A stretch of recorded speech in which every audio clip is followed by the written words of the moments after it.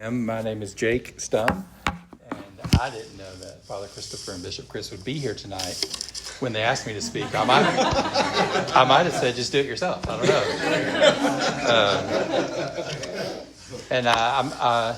This place is always so peaceful, and I just want to give you guys a tip that my wife and I have somehow decided that every Sunday we go to Costco, because we live in Cleveland. So we go to Costco before we come here. And I think that's the tip, is if you want to experience the peacefulness of this place, come from Costco first. Blessed are you.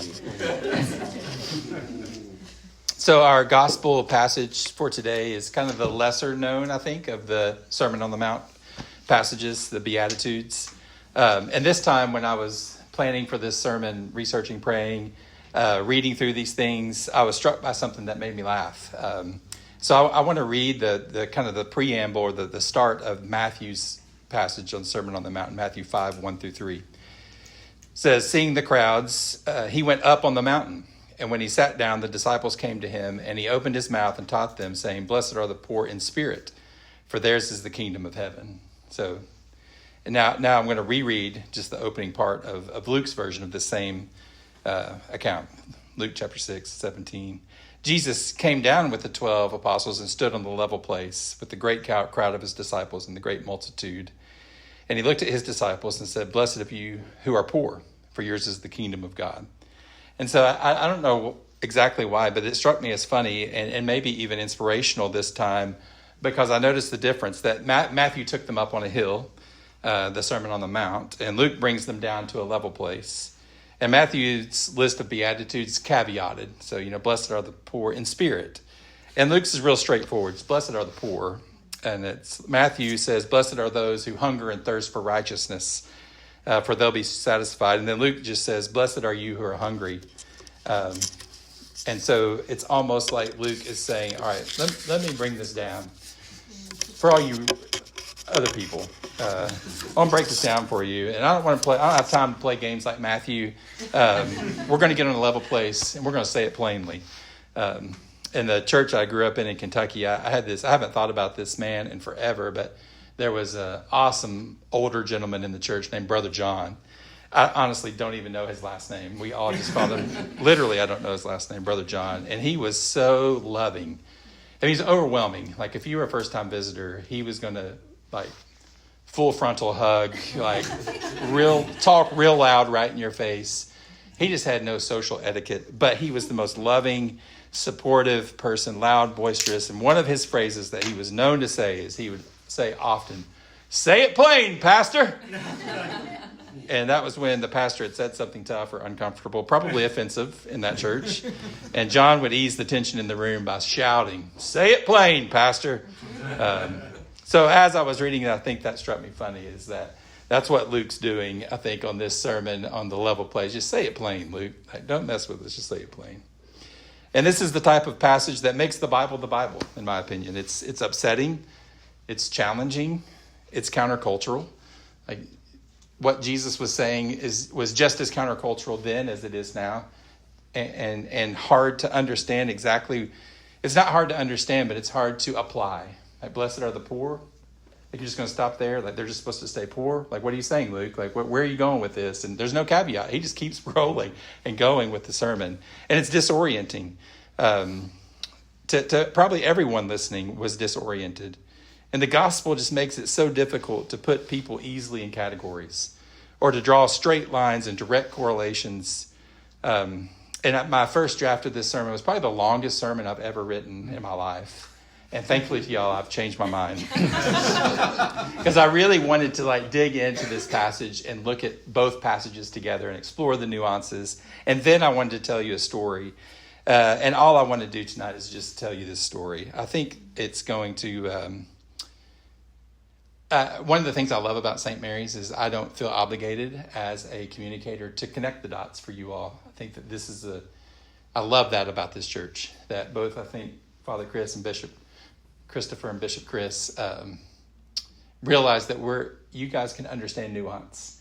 You don't have to, it's okay. So instead of drawing all these direct lines, I want to tell you the story, true story, and just let you draw your own lines and conclusions from this story.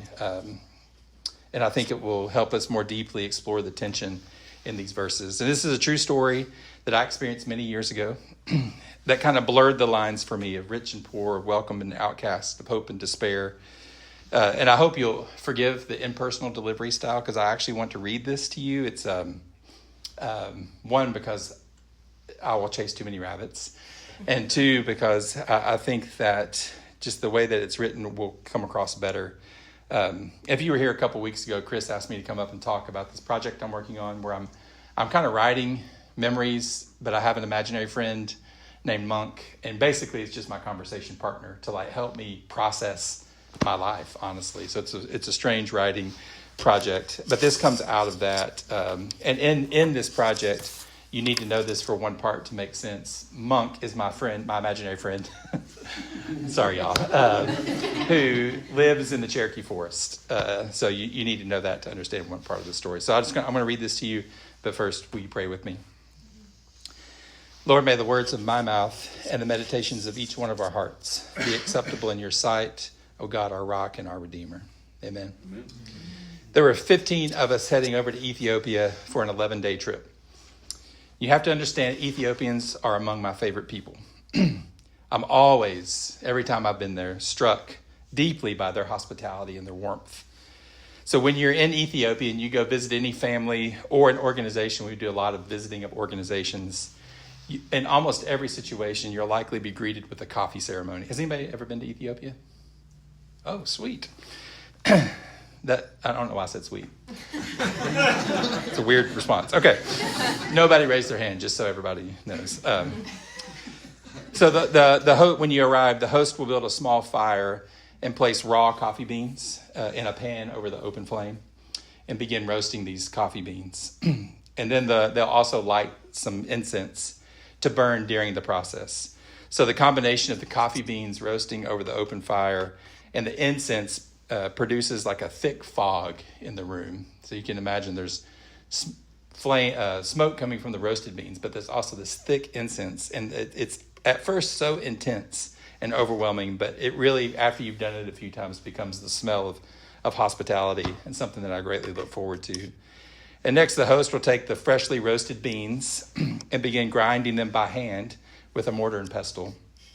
And then once the beans are ground fine, they'll add a clay pot of water over that same open fire and heat those beans, the ground beans, over the open fire in the clay pot. And while the coffee's brewing, an interesting thing that they do is most families will pop popcorn. I don't understand the significance of that, but they'll make popcorn. So now you have the incense, you've got the brewing coffee, and you've got the popcorn popping, and it is just unbelievable. It's indescribable. So once the coffee's finished brewing, the host will bring out tiny cups because the coffee is very strong, and they'll hand one out to every guest, and they'll begin pouring into each cup a little bit of the coffee. And they'll serve it with sugar just to tame down how it's thick and gritty, but also has a hint of sweetness. It's just the most delicious thing you've ever had in your life. And the host will give you the sugar if you want it. And this entire process will last at least an hour, sometimes two, depending on the place that you're in. And the pride with which these families serve you their coffee is always extremely humbling. Most of these ceremonies take place in small homes made with tin roofs, clay or mud walls, and the humble families who, in comparison to the poorest person on our trip, are immeasurably under-resourced. They beam with pride as they offer what they have and welcome us into their home in an elaborate and beautiful way. So on this particular trip, our team had an experience that I assume we all will carry with us until our dying day. And we had the opportunity to visit a ministry that was on the outskirts of the capital city. In this ministry, they worked with families who lived in and made their living and lived around the massive trash dump, the city trash dump. And when we visited there was a major controversy brewing within the city government because at one time the dump was well outside of the capital city. Villages of the poorest of the poor and most marginalized, like those with leprosy, had developed around this area because it was one of the only ways they could find food and also make some money, making a meager living, collecting recyclables from the trash dump. And so at one time outside the city, massive trash dump, but the poorest of the poor gravitated to move there so they could make a living from the trash. So this is a problem in many cities around the world. How do you deal with the trash and the communities that grow up around those sites? And over the years, the capital city had grown out around the area. So whereas it used to be out of sight, out of mind, now everyone had to see and deal with this humanitarian crisis. The residents had to drive past it every day now because of the growth of the city. Tourists were being exposed to the area, and the population within the villages surrounding the dump was growing exponentially. It was a real situation that shows how complex it is to deal with population growth in these large cities in countries like Ethiopia that don't have the infrastructure to deal with waste. So it's nearly an impossible situation to solve. While we were there, on the one hand, we had the social justice activists who were protesting the conditions, and rightly so. But on the other hand, you have a government with limited resources who doesn't have the money or the knowledge in country to solve the problem, and mainly just not the resources. So even if they move the dump further away from the city, there'll be new groups of people that move further from the city, and then they'll be further away from the services that the city offers. So it's just a terrible situation that there's no easy answer to.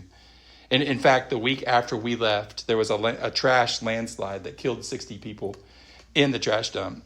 And that caused the United Nations, the Ethiopian government, and other entities to finally invest. And they have made it a safer area now. It's taken a while. But even when we were there, many tourist and mission organizations had been forbidden from actually entering into the dump. But we had a connection with a local pastor. I'm going to call him Tommy. Tommy, that's not his real name. Tommy was an anomaly for this area. He spoke near perfect English. He had a college education. And he obviously had been exposed to Western culture based upon his tattoo sleeves, the way he dressed, and his amazing use of English slang. We found out later that he had met and married an American during his college days, which explained his fusion of Ethiopian and American cultures. After he graduated college, he married his wife, and he felt called to return to the village that he grew up in, which was one of these bordering villages in the trash dump. And he moved back with his wife, and they began trying to help families in any way they could. Now I've grown cynical to a lot of Christian nonprofits, non-government organizations all around the world, but Tommy's an exception. He was genuine and authentic. He and his wife lived in this community when they could have lived somewhere else, and they spent every day doing whatever they could to help people. They taught English. They got youth into better schools. They helped the adults find jobs outside of the trash dump. They started a little community where the kids could stay there instead of having to go into the trash dump and be taken care of. Anything they could do to assist, they did.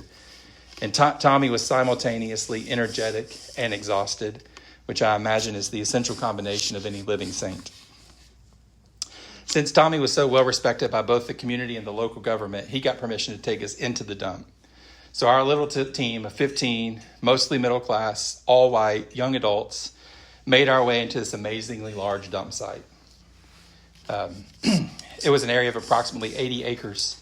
You definitely couldn't see from one side to the other. The trash would collect, and the way that they would move the trash around, it would make these small, like rolling hills or mountains. So I stood there and imagined the Cherokee Forest, where Monk lives, my imaginary friend. And the lush rolling green hills and the rivers were very similar to these rolling hills of trash, and the alleyways where the water would run through the middle of the trash dump. So it was just this, to come from the Cherokee Forest where I live to stand here, and the similarities were so different. Like even pathways were carved out, and people would camp there sometimes because you had to be in line to get the best trash. So people would camp inside the dump. So there were little fires burning everywhere and little campgrounds and makeshift tents. It was just odd, surreal. So we walked through a path that had been worn down. We rounded a corner and stopped, and we looked up on top of one of those hills, and there were people sitting on top. Around 20 or 30 people, mostly in their 20s. And several of the women had their children strapped to their backs, and then there were a lot of other kids kind of running around their feet. The parents at that time mostly brought their children with them into the dump every day. One, because there wasn't anything else to do with them, and two, they were laborers. They could collect way more recyclables with kids helping than they could without them helping. So when the family saw Tommy and us, they completely lit up. They were so excited to see visitors come into the dump area. And one of the guys was Tommy's childhood best friend. And they greeted Ethiopians have this really cool greeting, especially the men. It's like the shoulder bump. You grab their hand and bump shoulders. So I wish American men did that. And so they greet each other. And then Tommy asked me to speak to this group of people. And I have no idea I don't even know what I said. I was already so overwhelmed. So I managed to squeak out a few words. And then Tommy spoke to them in Amharic. And he turned around to me and said, they would like for you to pray, and asked if you would lay hands on them and touch them when you pray, because they're untouchable. And for the most part, they are never touched by anyone outside of their families. It would be meaningful to them if you would join hands with them when you pray. Now, to be honest, in retrospect, I don't know if they actually requested that or if Tommy just knew that this would be meaningful to them. But either way, we gathered up that group of young adults and their kids in the middle of us, and we got around them and we began to pray. And I'll never forget the hands and the arms of the young man that I prayed for. They didn't look or feel like any hands or arms that I had ever touched in my life. His skin was buried in layers of a lifetime of hard work, which resulted in a combination of calluses, dirt, mud, almost made his skin seem like alien skin. As we began to grab their hands and put our hands on their shoulders, they looked shocked at first. And then their shock quickly melted away to either giant, beautiful smiles or streams of tears. And of course, their emotion captured our hearts, and we reciprocated with our own flood of emotions. And we finished praying probably only about 5 minutes. They hugged us with all of their might and thanked us so profusely. Tommy would later tell us that his best friend told them they felt more human in that moment than they had in a very long time. As I was praying for my guy, I noticed that some kids were holding and rubbing my arms as I was praying. It didn't bother me, and I didn't really even pay attention to it. I wonder if they were rubbing my skin, also thinking it felt like alien skin. Skin that was pale and soft and had never gone more than a couple of days without being washed with soap, except during college.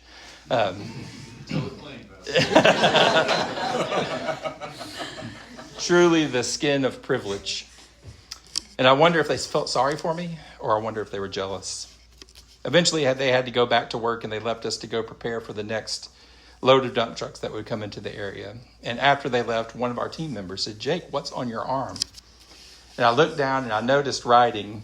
And I was a bit shocked because I knew somebody was messing with my arm. I didn't know that they had a marker, and I didn't know that they were writing. And one of the kids had evidently had a green marker. I have a picture of this on my phone. And wrote a message on my right forearm. And so the whole team's standing here. I'm in the middle with Tommy. And I turned my forearm over, and written in giant English letters is "God is love."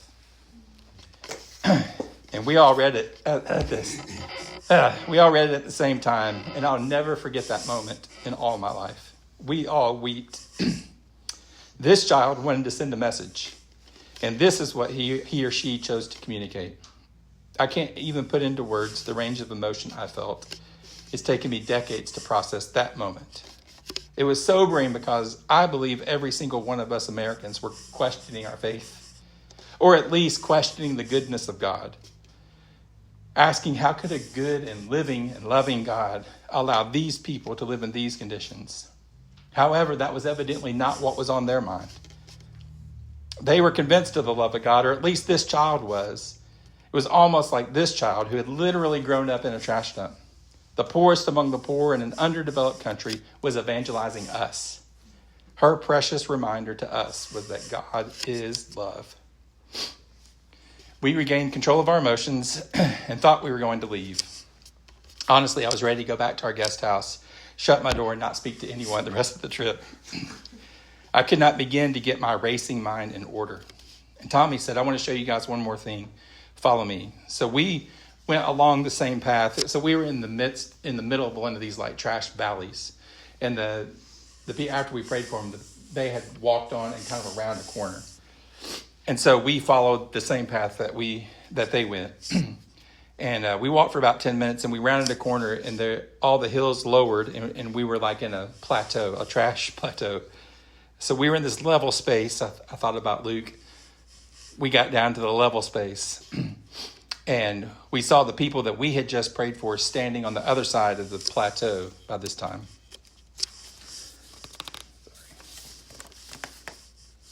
They were waiting as 5 trash dump trucks backed into the area.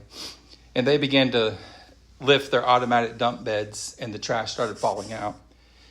And these precious people stood there as trash fell all around them, up to their knees or waist. And they frantically sorted through the fresh dumped trash. They wanted to be the first ones to find the best of what other people had thrown away. So we left there in the afternoon in complete silence. Excuse me. Yeah, anyway. I'm sure y'all are tired of hearing me snot and stuff. We left there in the afternoon in complete silence. I don't think anyone spoke until dinner. We went back to our guest house, and most of us immediately got in the shower. We had to wash off the dirt that we had resting on us for maybe 5 hours. We reconvened later in the evening for dinner at the guest house in the living room. And we barely had spoken even during dinner. It was kind of a holy silence.